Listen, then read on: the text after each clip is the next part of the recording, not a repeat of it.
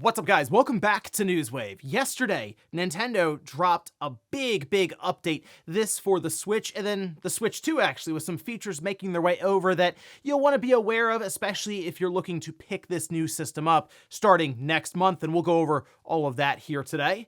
Also, we are going to be talking about a state of play that's slated for later on today, as well as a certain game that's actually jumped forward and is coming sooner than expected. And we also have some unfortunate news when it comes to EA, Respawn, and Titanfall, because that franchise just cannot catch a break. All that and more. Guys, if you enjoy this video, make sure you hit that like button. Helps out a ton. And if you're new here to the Spawn Wave channel, make sure you subscribe down below. And of course, members for the channel do get Newswave early. If you would like to learn more about that, click the join button or the link in the description down below. And we're going to start today with Cyberpunk 2077 Ultimate Edition on the Switch 2, as there are headlines going around like this one here that mentions that the creators over at CD Projekt says that this is the best way to play handheld. Now, this was part of their creator's voice that you're seeing here. It's a series of videos that Nintendo's been releasing around some of these different games. And in there, we have actually the lead engine programmer, Charles Tremblay, who says the best way to experience the game on the go, specifically pointing out new amazing LCD screens with VRR support, helping make this the definitive handheld experience, which, here's the thing, when you're, in their case, developing for a specific system in mind, that being the Switch 2, with all the features it has with NVIDIA and that chipset that they've provided, which, as they mentioned, includes VRR, variable refresh rate, as well as DLSS in handheld mode and docked mode, because they're able to target those specific specs. Yes, they can leverage more of what they have there versus a more generalized PC version that does work on the Steam Deck. Even though it's Steam Deck verified, it's just verified that yes, it works on the Steam Deck in its, for example, control configuration, and the fact that it just works, say, with the AMD drivers that are there with that Steam Deck chip. So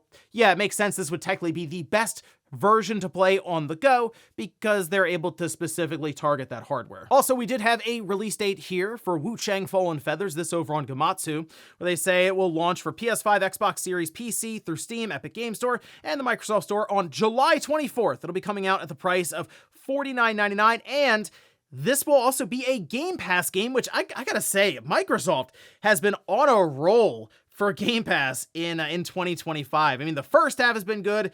It looks like the second half could be pretty good too, although this would be something that they're kicking off with here, I guess, in July. Tony Hawk, that, of course, being before that, and then we're looking towards their second half, which I think they'll have pretty solid lineup there. We're already thinking of Call of Duty, but then we'll see what else they have for us at this June event for Microsoft. As for Wuchang Fallen Feathers, I mean, it looked good in the initial showing they had. It is a Souls-like action RPG, and I will say I kind of burned out a bit on the Souls-like stuff, but I think just the overall look of this game is good, and it going into Game Pass does make it pretty easy to just go in, hit download it, and try it out. So at the very least, yes, I'll be checking it out in July when it drops. Oh, and we had a bit of a surprise announcement here for Far Cry 4, which is also going into Game Pass today, as Ubisoft did release this over on their official account, and it looks like they mentioned Far Cry 4 now at 60 FPS on current gen consoles. Now, it was technically at 60 FPS already on Xbox, but that was through FPS Boost with backwards compatibility and enhancements.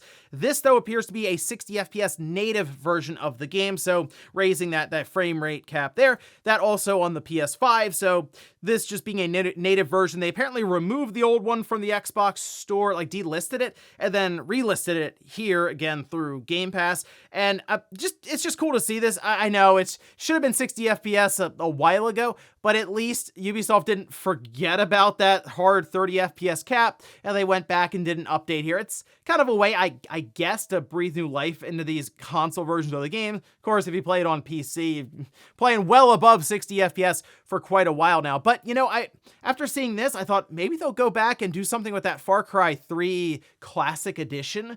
That's still locked at 30, and it'd be really cool to be able to go through that version of Far Cry because it looks good on consoles. But that 30 FPS cap is, to me, kind of a deal breaker on a game that is that old. I'd like to see it at 60, and hey, maybe there's hope after seeing this for Far Cry 4. And guys, with some of the quick news out of the way, let's get into the bigger stuff. Let's start right away with Nintendo with their update that they just pushed last night. It's firmware 20, and this is for the Switch, with a bunch of stuff that brings some compatibility, or at least the ability to transfer to the Switch 2 in kind of an interesting way. So even if you're trading in, say, your Switch now, There is a way technically that you can do a system transfer and have it set up for your Switch 2 in the future, maybe a month or so from now on release. First though, let's take a look at the firmware page here with, again, that release 20.0.0, again, came out just last night. So if you have not updated your Switch since last night, go ahead and check that system update tab, as it should have this there ready to go. And that does include one of the big features being virtual game card. So I am very interested to see how exactly this works with the menu and be able to track where these cards are and how you send them to people. And so this is something I'm going to do some testing with, and maybe I'll just do a video showing how it works exactly. But the idea here being you can make a virtual game card out of a digital only game, and then you can lend it to other people, for example, in your Nintendo account family group. And from what I've seen is people are just now sharing this online, how they're kind of going through the menu system. So it's like you pick a card that you have in your digital library, which there's a whole new menu system, by the way, for this. You go in there and then you pick it, and then it shows your account family group there with individual people. So again, I need to do a little more testing here, but that is part of this update and is now available to check out and see what you can do. Game share, another big one there. Compatible software that can be shared from a Nintendo Switch 2 system to other nearby systems to play together. Now, interestingly enough, all right, so they say that this feature cannot be used between two Nintendo Switch OLED model, or Nintendo Switch Lite system. It seems like this would be something where if you have a Nintendo Switch 2, you can indeed game share with, of course, a current Switch model. So that's kind of neat. Again, we'll see more about that as more games have that enabled at this point. They also have user verification settings, online license settings, which is important for DLC and stuff. If you want to play offline or connect to the internet there, that is, of course, something that would have a check.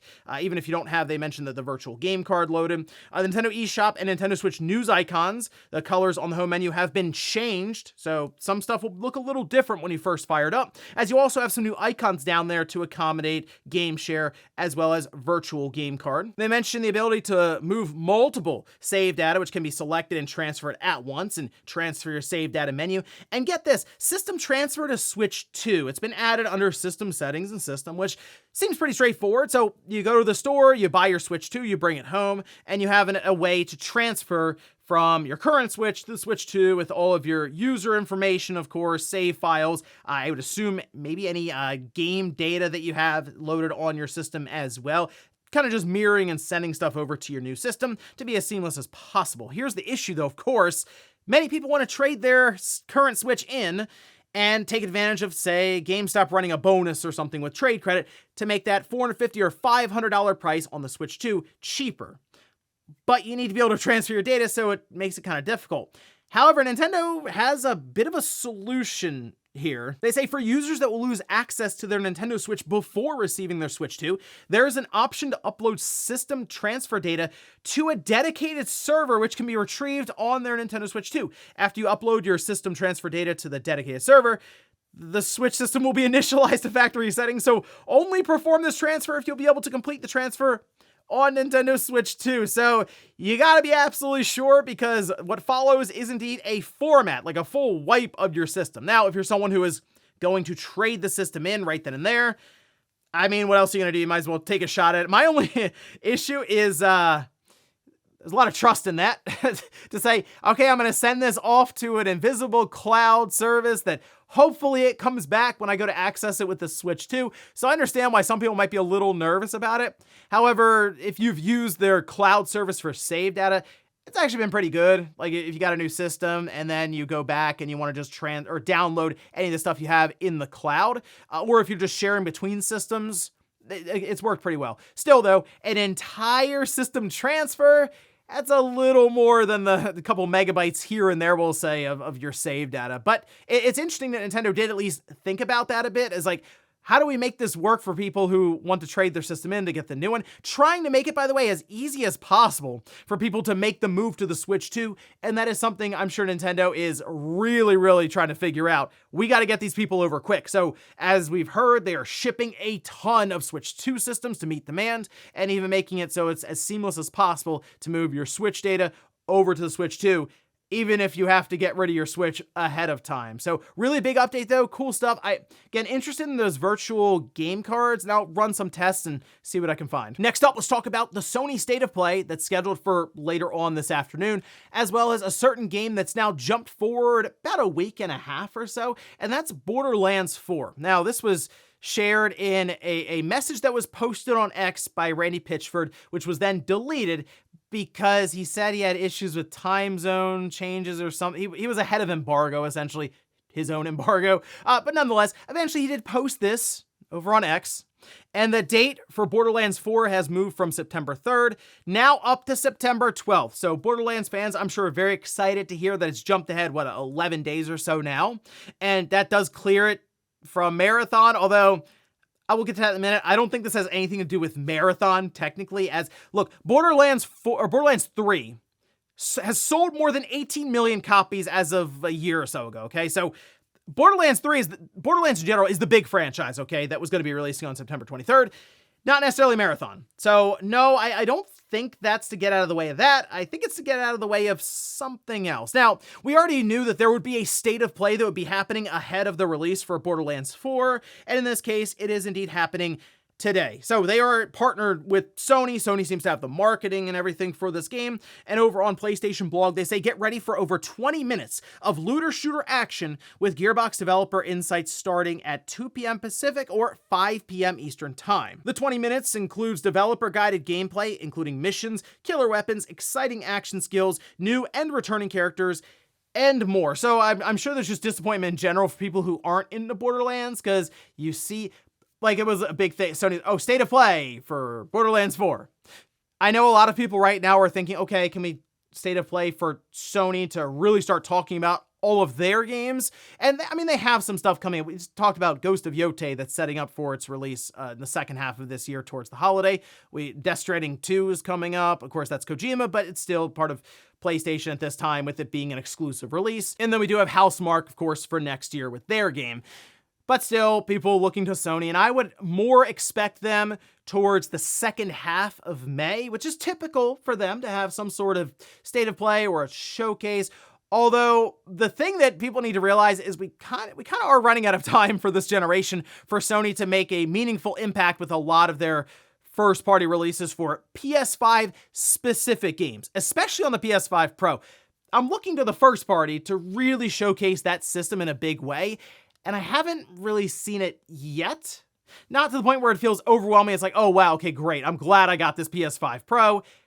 It's still kind of hard to recommend at this time, and I would look towards some of their really well-established, very talented teams. Like, I'm sure Intergalactic is going to showcase that PS5 Pro heavily, and it's going to be awesome when that game releases someday. It feels like we're looking towards 2027 for that game. So that's where we are now. When you see a state of play like this, unless you're a Borderlands fan, you're probably like, oh, okay, what else you got? But if you're a Borderlands fan, this is awesome. It's coming out sooner. Big state of play later on this afternoon. So look forward to that. And here's hoping about a month or so from now, Sony fans will be a little happier about the state of play when it gets announced. Next up, let's talk about unfortunate news with EA, Respawn, and Titanfall. What you're looking at right here is a card that was posted. Now, this is over on Respawn's official account, and it is, it's a lot of words to say not much, to be honest. I mean, you could look through this, and there may be 2 sentences that are noteworthy here. The rest of it is more or less talking in circles and a lot of corporate speak trying to ease the blow of, as you can see here, sharpen our focus for the future, we've made the decision to step away from 2 early stage incubation projects and make some targeted team adjustments across Apex Legends and Star Wars Jedi. These decisions aren't easy, and we are deeply grateful to every teammate affected. Their creativity and contributions have helped build Respawn into what it is today. We're offering meaningful support to those impacted, including exploring new opportunities within EA. So they're basically saying we canceled 2 projects that were early on, and that means people have to get laid off. How many people are getting laid off? Well, for that, we have to go over to Jason Schreier that did have a report on Bloomberg following this statement, saying Electronic Arts Inc. is laying off hundreds of workers and canceling a Titanfall game that was in development at its Respawn Entertainment subsidiary. Between 300 and 400 positions were eliminated, including around 100 at Respawn, according to a person familiar with the cuts. The canceled project, codenamed R7, was an extraction shooter set in the Titanfall universe, according to people familiar with its development. It was not close to being released. And as I was saying, the Titanfall franchise just can't catch a break. But in this case, I mean, multiple incubation projects. When they're incubation, they're very, very early on, just like testing and a lot of whiteboard work and trying to figure out what the scope will be and budgets. There's a lot of stuff that goes on even before you start like typing out any meaningful code there. And it seems like that was the case for these two games, but to then lead to 300 to 400 people being laid off at EA and at Respawn is, again, very, very unfortunate. A Titanfall extraction shooter is an odd one. All of a sudden, we're hearing about these extraction shooters. And we've talked about this before where maybe these companies, EA, big publishers, we're talking about it with Sony and Bungie with Marathon, they notice a trend, Escape from Tarkov and some others, and they go, okay, maybe we can do that. And then we find out about it years and years later because it takes so long to spin up development and actually get it moving into the finish line. In this case, maybe EA and Respawn looked at it and they went, yeah, well, it's going to be a while and we don't know if the extraction shooter genre is even worth chasing at this point. And I got to be honest, with Marathon, it is hard to make the case that it's absolutely worth pushing into that field. But a Titanfall extraction shooter, whenever I see this stuff, I go, why aren't you just making Titanfall 3?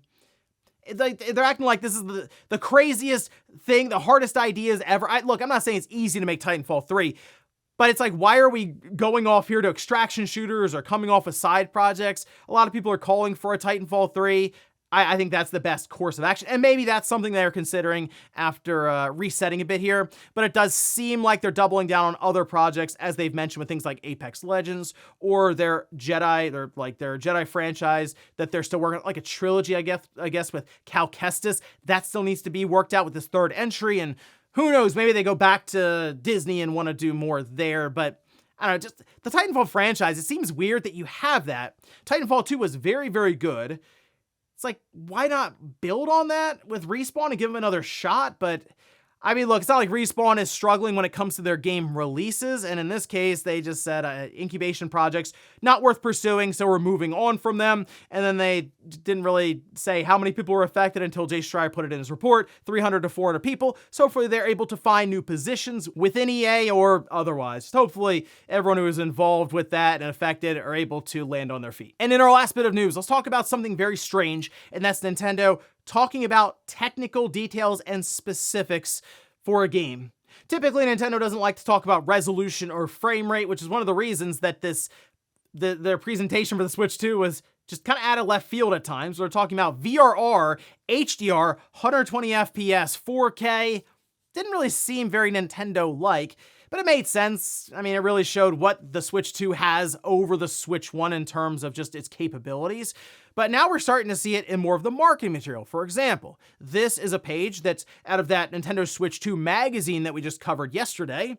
And this is from PC Guide, who had a full translation of it here, saying, on page 12, the company used Donkey Kong Bonanza to showcase the console's advancements. Didn't take long to spot a small piece of text under the image, confirming the title will run at up to 1080p resolution, 60 FPS, with HDR in handheld mode. Now, I assume it's up to 1080p and up to 4K in docked, right? Up to 4K. And that's the thing, up to. So this will clearly be a dynamic resolution based on how much stuff is happening on screen, because this is a game that's certainly going to test, I feel like, the CPU side of things, as there's a lot of destruction in the game with DK just punching and blowing up everything. And that, I mean, to me, having that really interesting wrinkle to a 3D platformer like this is what's really going to make it. And look, it's nice that they're saying, oh yeah, we're going to take advantage of the current system as much as possible, even up to that 1080p resolution.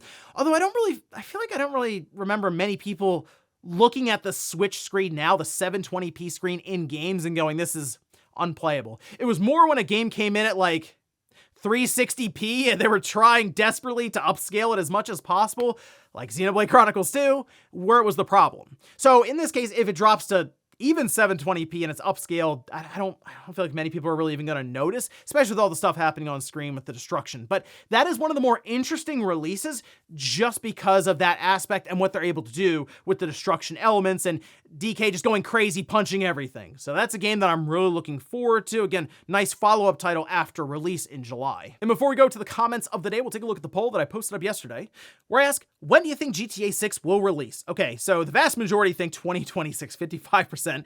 But then 27% think November, 10% in October, 8% in December. This is what I was getting at when I mentioned Borderlands may have moved not because of Marathon, but because of GTA 6, because Take-Two, it obviously is publisher there for Borderlands and also for GTA 6. And if you know when it's coming out and you go, let's move this a little bit up so we can make way for GTA 6, which kind of makes me think it might be in the second half of October.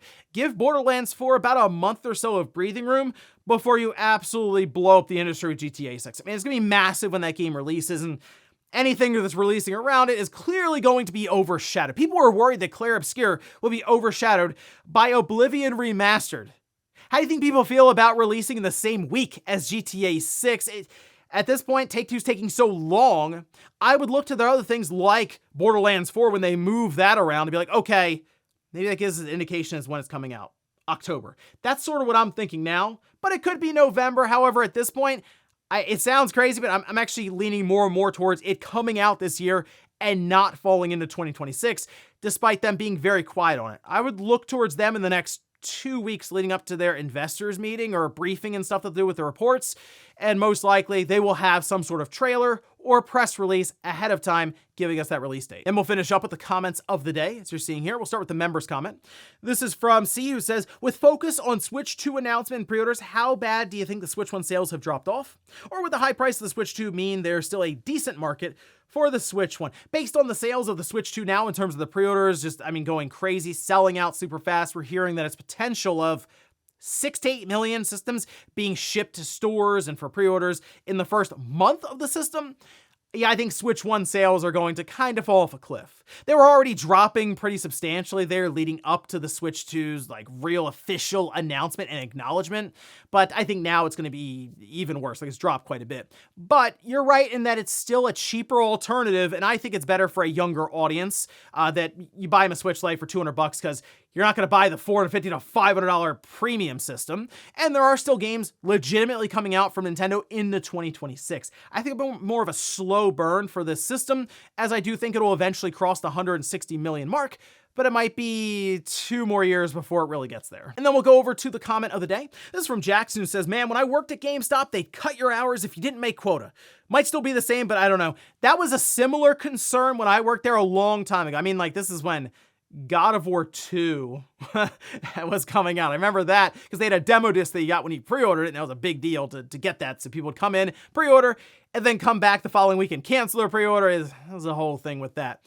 But you're absolutely right. There was this thought process of who's got the best numbers looking around outside of the manager and assistant manager, and then they would kind of divvy up hours that way. They would really go by just your pre-order percentages, not even necessarily how much money you're making the company, which seems crazy, but the idea was getting pre-orders to get continued business, getting these these cards, those subscription cards, the pro cards, to get continued business. It was always about what are you selling for the future, not necessarily that $1,000 transaction maybe that you had, selling an Xbox 360, a bunch of games, headsets, controllers, that's great. But how many pre-orders did you get from them? And ladies and gentlemen, that's going to do it here for Newswave. If you enjoyed this video, guys, hit that like button. If not, hit the dislike. Leave comments down below about everything we talked about here today. If you missed yesterday's Newswave, I'll leave it up here in a card, or maybe hear more about how Nintendo has pretty much opened the floodgates with that game key and how many third-party publishers are certainly taking advantage of that. I'll leave that right below it. Thanks, guys, for watching, and I'll see you next time.